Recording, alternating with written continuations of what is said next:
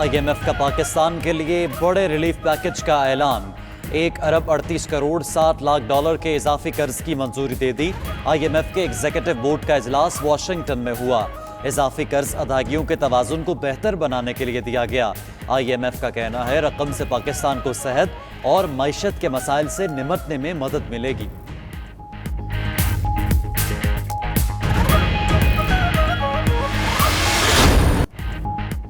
معیشت کا پہیہ چلانے کے لیے بڑا قدم، بنیادی شرح سود یکمشت مزید 2% کم۔ اسٹیٹ بینک نے بنیادی شرح سود 11% سے کم کر کے 9% مقرر کر دی۔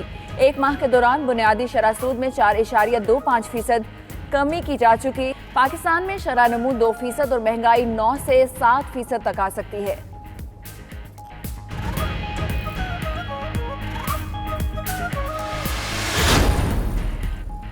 امریکی صدر کی ملکی معیشت کو 3 مرحلوں میں کھولنے کی تجویز۔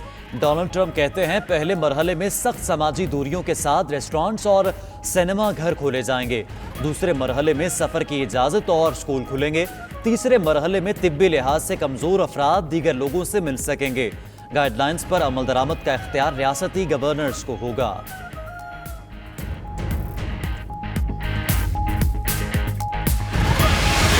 SOPs پر عمل نہ کیا تو کاروبار بند۔ محکمہ داخلہ سندھ نے نوٹیفیکیشن جاری کر دیا، کسی قسم کی کاروباری سرگرمیاں شروع کرنے سے پہلے احتیاطی تدابیر اختیار کرنے کی ہدایت۔ ادھر سعید غنی اور مرتضی وہاب کی زیر صدارت کراچی کے تاجر رہنماؤں کا اجلاس۔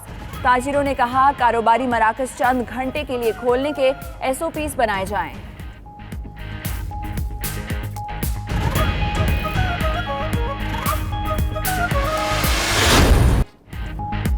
مفتی منیب الرحمان کی سربراہی میں علماء وفد کی وزیر اعلیٰ سندھ سے ملاقات۔ نماز جمعہ کے لیے لاک ڈاؤن پابندیوں کی حمایت کا اعلان۔ سندھ میں نماز جمعہ کے اجتماعات پر آج بدستور پابندی۔ آج دوپہر 12 سے سپہر 3 بجے تک لاک ڈاؤن مزید سخت ہوگا۔ مراد علی شاہ نے کہا شہری گھروں پر نماز ادا کریں۔ مساجد کے لیے SOP پر آج وزیر اعظم سے بات کریں گے۔ عمران خان بھی آج علماء سے ملاقات کریں گے۔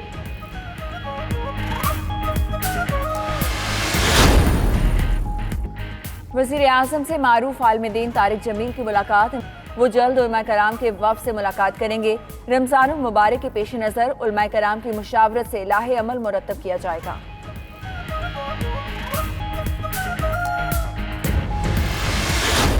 صدر ڈاکٹر عارف علوی کی سربراہی میں علماء اور مشائخ کا اجلاس کل ہوگا۔ وزیر مذہبی امور اجلاس کامیاب بنانے کے لیے سرگرم۔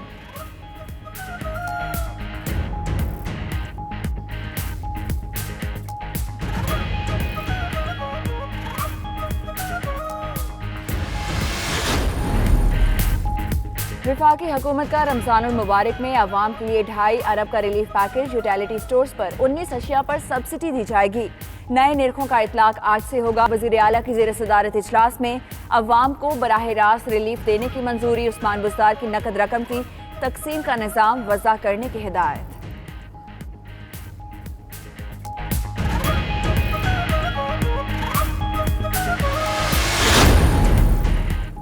ذخیرہ اندوزوں کے گرد گھیرا تنگ کرنے کے لیے سخت سزاؤں پر مشتمل آرڈیننس تیار۔ ذرائع کے مطابق مجوزہ آرڈیننس منظوری کے لیے کابینہ ممبران کو ارسال کر دیا گیا۔ کابینہ سے منظوری کے بعد صدر کو دستخط کے لیے بھجوایا جائے گا۔ آرڈیننس کا اطلاق اسلام آباد کی حدود میں ہوگا۔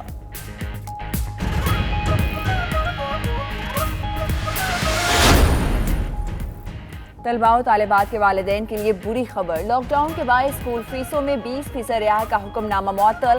سندھ حکومت نے معاملے میں صوبائی حکومت کو 22 اپریل تک جواب جمع کروانے کا حکم دے دیا۔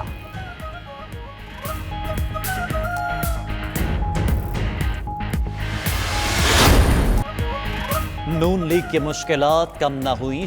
نیب لاہور نے اپوزیشن لیڈر سے وراثت میں ملنے والی جائیداد کی تفصیلات طلب کی۔ نیب لاہور نے بیرون ملک اثاثوں اور بینک اکاؤنٹس کی تفصیلات بھی مانگ لی۔ فیملی کو دیے اور ملے تحائف کے بارے میں بھی آگاہ کرنے کا کہا گیا۔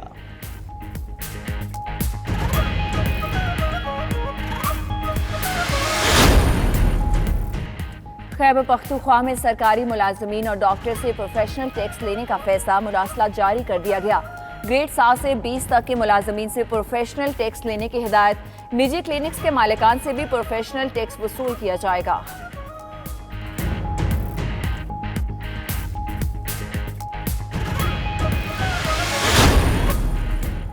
बरतानिया भर में अस्पतालों के बाहर शहरियों के इज्तिमा, समाजी फासला कायम रखते हुए बरसरे पैकार तिब्बी अमले को खिराज तहसीन पेश किया। अस्पतालों की इमारतें भी तिब्बी अमले के मखसूस लिबास के नीले रंग में नहा गईं।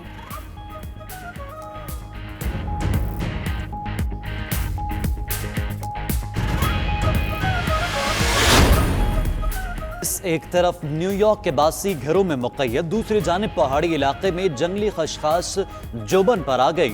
सतह ज़मीन पर जर्द रंग का कालीन बिछ गया, हर तरफ रंगीनियां फैल गईं, लेकिन लोग इस नज़ारे से तभी महजूज होंगे जब घरों से निकल सकेंगे।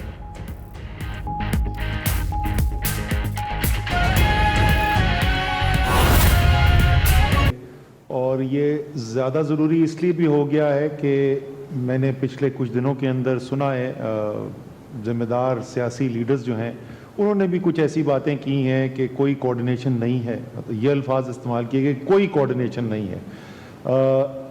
तो मैं आपको ज़रा सी तफसील में बताना चाहता हूँ कि कोऑर्डिनेशन कैसे की जा रही है, और जितने भी लोग पाकिस्तान में इमरजेंसी सिचुएशन के अंदर काम करते रहे हैं उन सब की मुश्तरका राय ये है कि आज तक पाकिस्तान की तारीख में कभी भी किसी इमरजेंसी हालात के अंदर इतनी ऑर्गेनाइज तरीके से, इतनी मुनज़्ज़म तरीके से आपस में कोऑर्डिनेशन नहीं की गई जितनी आज की जा रही है वफाक, तमाम सूबे, आज़ाद जम्मू एंड कश्मीर, गिलगित बल्तिस्तान सबके दरमियान।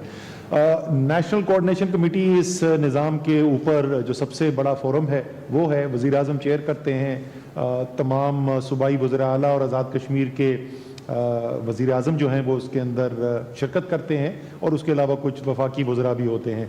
मेरी गिनती के मुताबिक आज एनसीसी का 9वां इजलास था, यानी कि जब से ये फोरम बना है तो पिछले एक माह के अंदर लगभग 9 दफ़ा इसकी मुलाकात हो चुकी है। तो आप सोच सकते हैं कि ये कोई हफ्ते में कोई तकरीबन औसतन 2 दफ़ा मुलाकात होती है।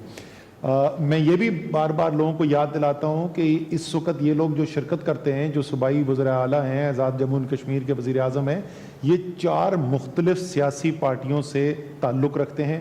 गिलगित बल्तिस्तान और आज़ाद जम्मू एंड कश्मीर की इस वक्त हुकूमत मुस्लिम लीग नून की है, सिंध की हुकूमत इस वक्त पीपल्स पार्टी के पास है, बलूचिस्तान अवामी पार्टी से ताल्लुक़ रखते हैं बलूचिस्तान के वज़ीर आला, और पंजाब और खैबर पख्तूनख्वा और वफाक में तहरीक इंसाफ की हुकूमत है। तो ये तो जो ऊपर निज़ाम है उसको और मज़ीद स्ट्रेंथन करने के लिए, ताकि ये तो पॉलिसी साज फैसले करेंगे, उसके बाद उन फैसलों के ऊपर अमल दरामद करवाना, और वो तब ग्राउंड से सारा काम करके वो रिसर्च जिसका भी कुछ का जिक्र कर रहे थे ज़फ़र मिर्ज़ा साहब, कुछ उसका हमाद अज़हर जिक्र करेंगे, कुछ इसका मोहित यूसुफ करेंगे, ये तमाम जो मुख्तलिफ उसके पहलू हैं उसकी कोऑर्डिनेशन करके, रिसर्च करके, आपस में मुशावरत करके एनसीसी के सामने फैसले रखने की जिम्मेदारी नेशनल कमांड सेंटर के पास है। नेशनल कमांड सेंटर रोज़ाना मुलाकात करती है, रोज़ सुबह 10 बजे हम मुलाकात करते हैं, और जब से नेशनल कमांड सेंटर बनी है ये हर रोज़ मुलाकात हुई है, चाहे वो हफ्ता हो या इतवार हो, रोज़ाना मुलाकात होती है। कुछ हम उसमें वफाकी वज़रा हैं, उसके अलावा तमाम सूबों के चीफ सेक्रेटरीज होते हैं वहाँ पर, गिलगित बल्तिस्तान और आज़ाद जम्मू एंड कश्मीर के भी, ये तमाम लोग सब बैठते हैं। इसके अलावा एक्सपर्ट अगर कोई ख़ास चीज़ जिस तरह जो नई टेक्नोलॉजी, ये भी बड़ी खुशाइंद बात है, आपको अगले 2-3 दिन में हम तफसील बताएंगे कि इससे मुकाबला करने के लिए जो मुख्तलिफ इक्विपमेंट जो बनाने हैं, जो मुख्तलिफ मेडिकल जो सप्लाईज लेनी है, वो पाकिस्तान में किस तरीके से हम डेवलप करने की कैपेसिटी बना रहे हैं, उसके लिए हमने फवाद चौधरी साहब को बुलाया हुआ था, और मुख्तलिफ लोग इस तरीके से आते रहते हैं। उन फैसलों के ऊपर अमल दरामद करवाना, और वो तब ग्राउंड से सारा काम करके वो रिसर्च जिसका भी कुछ का जिक्र कर रहे थे ज़फ़र मिर्ज़ा साहब, कुछ उसका हमाद अज़हर जिक्र करेंगे, कुछ इसका मोहित यूसुफ करेंगे,